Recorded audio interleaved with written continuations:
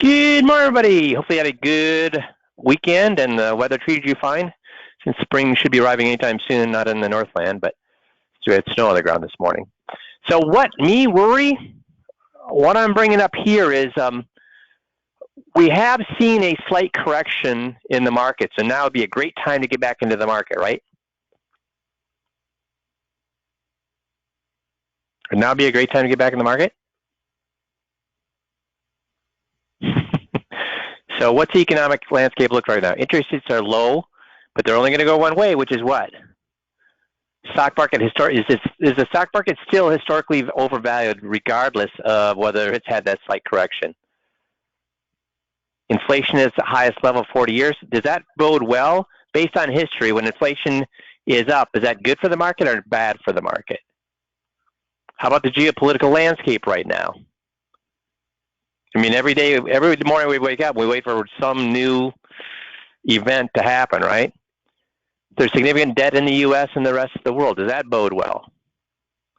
So I love, not a big fan of Donald Rumsfeld, but I do love his point here. He says, and I think he swiped it from somebody else, but there are known knowns. There are things we know that we know. There are known unknowns.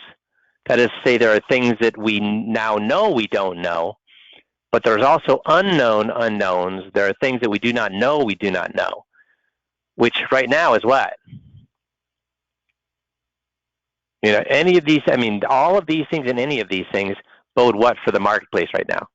So if that's the case, there are known knowns, there are known unknowns, and there are unknown unknowns. What's a great place to put a big chunk of your money where it is mistake proof? The FIA is mistake proof, because if the market goes up, it what? Goes up. If the market goes down, it what? Loses no money, and it automatically does what? And does what? The FIA automatically does what? And does what? Buys low, sells high. Yep. So now is an excellent time to be moving. And if you got any money in bonds right now, how easy would it be? I want everybody to answer this. What percentage of people, prospects that you got in front of that still had bonds, could you move? With the tools we've given you, what percentage of people that are still in bonds at all could you move? Yeah, all of them. Everybody can get everything all. So how much money should your clients have in bonds? Because if you can do it, somebody else can do it. Okay? So make sure you're utilizing that FI right now. How to choose a financial advisor. Quick checklist to make the best choice. So Financial Advisor Magazine wanted to know why people go out and find advisors. So every client and advisor firm there is at least one more you could have in the future, someone who you wouldn't even have to compete for. The Ensemble Practice found in a recent survey that only 32.4% of high-income consumers have advisory relationships. That means what percentage don't? What percentage of high-income people do not have, or high-net-worth people do not have? Yeah, 2/3. And most people haven't ever worked with an advisor. The industry has already managed at this point close to 24% of its potential clients. These are people who had an advisor, left, and never looked for another advisor.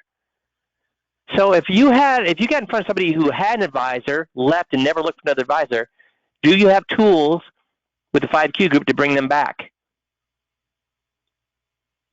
Yes. Because those people, what are they worried about? The people who've left their advisor, they look at their finances just the way advisors look at finances, which is what? It's all about the what?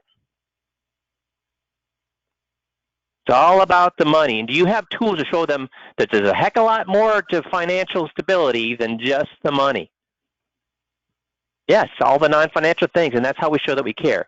So in this survey from last summer, 500 consumers, all with incomes of over 100,000, net worth between 500,000 and 5 million. Is this our target market, guys? They're targeted regardless of whether they had advisors or not. This is our target market. What they found was that when they asked, are you working with a financial advisor? Only 32% were. 24% had worked with one but did not go back. 43% had never worked with a financial advisor.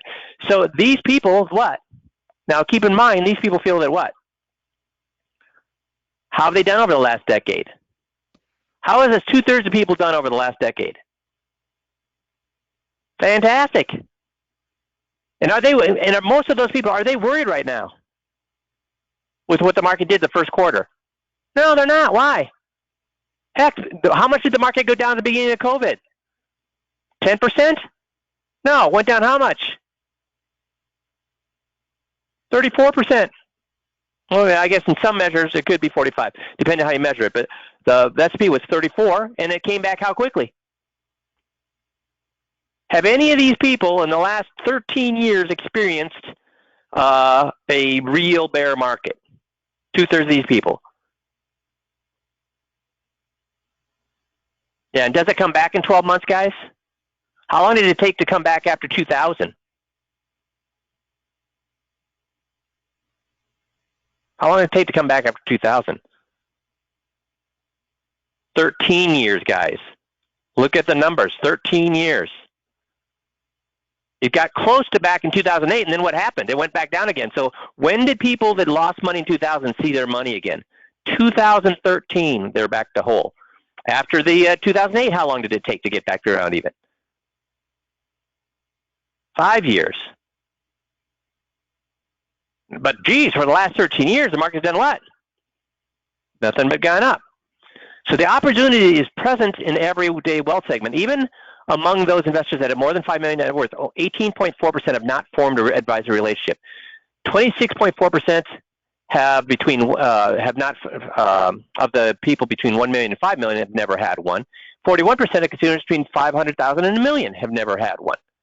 And again, that's because why? How long are people's memories when it comes to bear markets? Long or short? Short. So when they ask them, how did you find your advisor? Family members' recommendation was 20% of them. Friends' recommendation, another 20%. So about 40% came from a close friend's recommendation. The problem is, how many people right now are saying, asking their friend or their relative, hey, do you have a good advisor? How many people are asking that right now? None, because they've done how well over the last 13 years? 13%, I was already a client of the firm or for other services. Mostly this is banking brokers, right? Other, 10%, online research, 10%, colleagues' recommendation, they reached out to me through contact, recommendation from an employer, recommendation from CPA or attorney, listing of financial advisors. So what do you think the other is, guys? Us marketing. Us marketing. So did you consider other advisors at the time? When they went out and found another advisor, did they consider another advisor at the time? Yes, I considered more than one advisor. That's why I tell people, even if you have been referred to somebody, should you use the 5Q process? Should you use the 21-point checklist? And Jeff, how many times in the last 22 years have we found somebody who didn't bother to do the 21-point checklist process because they thought, oh, you know, they were recommended. I mean, I was referred to them from their brother or from their friend or from their whatever. So why do I need to do 21? They're going to come on board anyways. We ever heard that in 22 years? Yeah, we've heard that a lot. It happens all the time. People skip steps. Guys, will you lose a referred client if you do a 21-point checklist? Hey, Jeff, even if they did a 21-point checklist poorly, would they lose them? No. No, you're still doing something. Yeah. Yeah, go ahead and finish. You're still doing something. You're still giving them something that they've never had before. They still need a reason to pick you, even if there's no one else in the picture. And that's what you're giving them, a reason to pick you. And what's the reason Jeff's talking about, guys? What's the reason Jeff's talking about? We can get him a higher return? No, it's what? Yeah, Nick's got it. What's the thing that we do that can show that we care more than the other guy? Because we don't get paid to do. Yes, the non-financial. The non-financial. Why did you end up working with that person? So what was the primary reason? Well, again, they're recommended by friend, family. That's only 18%, guys. That's only 18%. So once they found you, did they just strictly decide, oh, if it's good enough for my brother, it's good enough for me. If it's good enough for my friend, it's good enough for me. 80% of people, that was not good enough, right? They were impressed with their initial presentation, 12%. Do we have that nailed with the 5Q, 21-point checklist? The firm has an excellent brand reputation. See, we have to fight against this, right? Because we're not a Merrill Lynch. We're not a Charles Schwab. So we have to fight against this. But what has more clout? Being impressed with the presentation or the brand? They offer a service I seek, financial planning. Do we have better financial planning than all the other advisors out there? They demonstrate an excellent investment performance. That's only 10%. They're recommended. They specialize in working with clients like me. Is this 5Q, guys? Yes. Endorsed by an employer. Other. Their cost was low. Look at how low that is. Does cost come into it? They called or sent me materials that caught my interest. Only 2%. So how likely are you to recommend your advisor? Guys, our clients will recommend us. It's just that we have to wait for what to happen. I sure that our heck hope that your clients think enough of you to recommend you. But we have to wait for what to happen. Yes, we have to. That's very good, Nick. We have to wait for one of their friends, neighbors, relatives to say, hey, do you know a guy? And is that going to happen, guys? How often does that happen? Where their friend, neighbor, relative says, hey, do you know a guy that you could recommend? Yeah, it's that one referral you get a year because of that. So we can't rely on that. So when we look at why did you leave the advisor, other 23.4% was the biggest reason, and we'll talk about it here in a second. Cost is too high. Isn't it interesting that cost had nothing to do, remember, where do we find that? Their cost was low, was only at 4.7%, but look at here, the cost is too high. So what happened, guys? Once they became a client, what did they think about the cost? Once they became a client, what did they think about the cost? It's too high for what? It was too high for what? For what they got. Very good. Too high for what they got.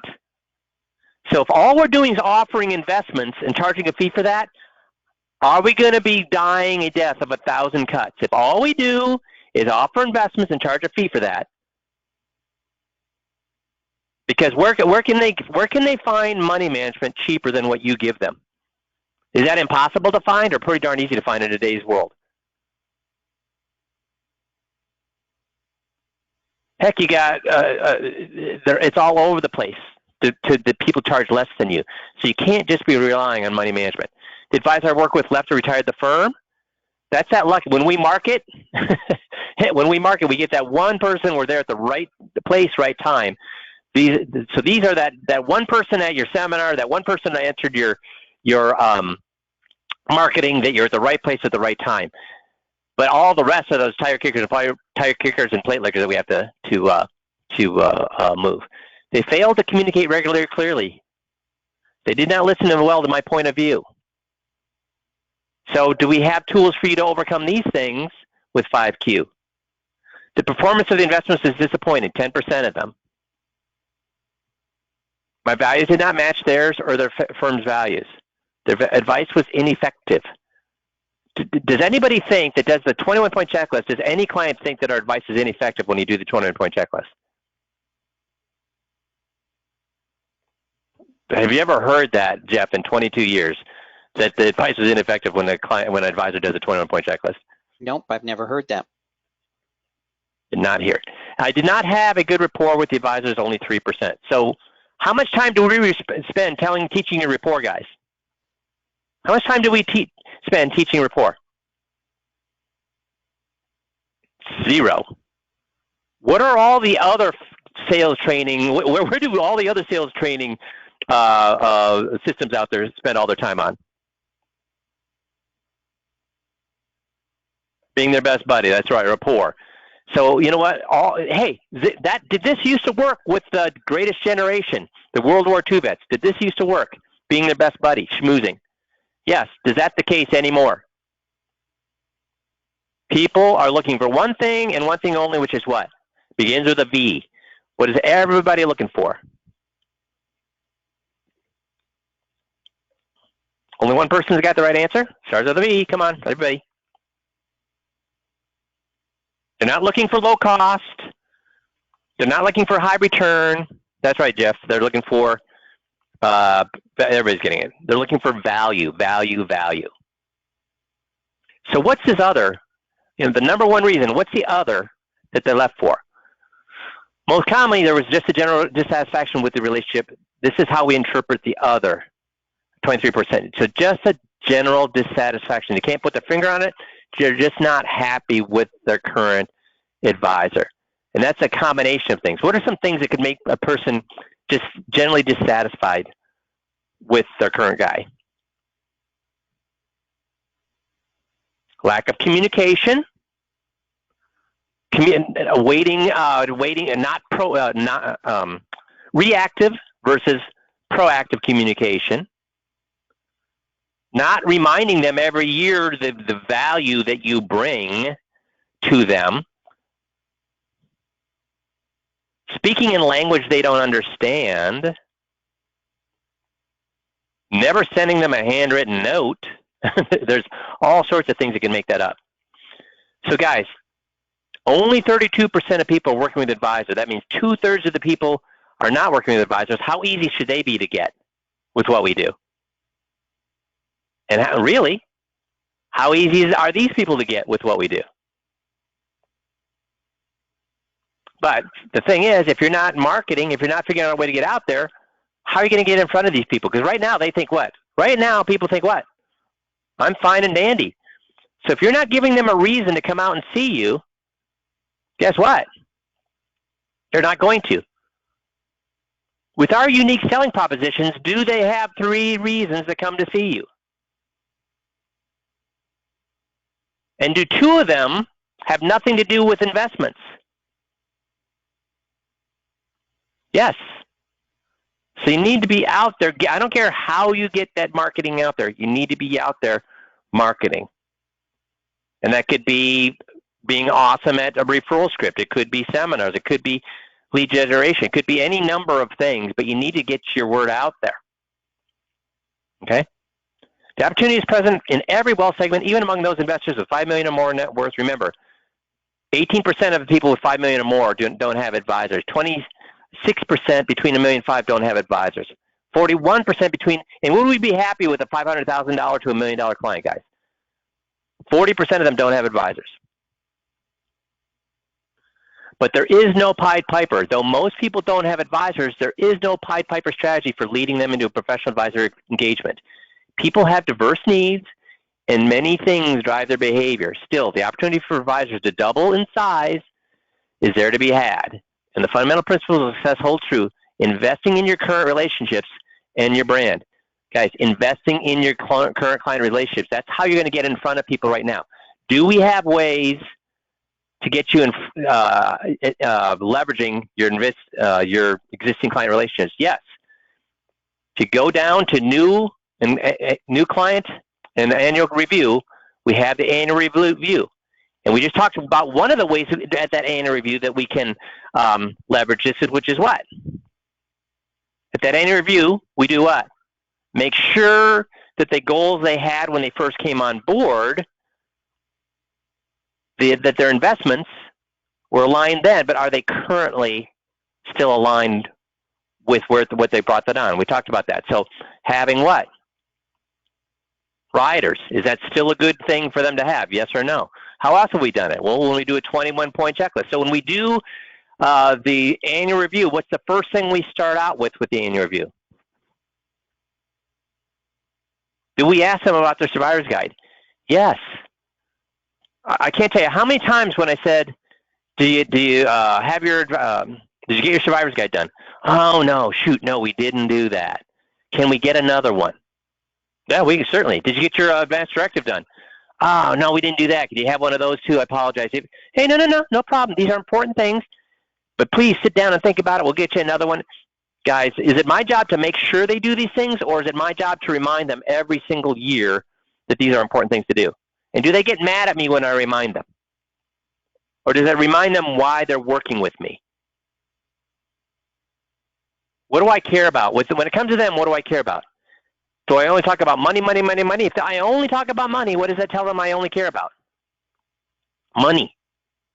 But by talking about these things every single time I get together with them, it reminds them that I'm more than just a money manager, more than just an investment salesperson. Now, the great thing about this is what can we leverage this with? When we have that interview, what can we leverage this with?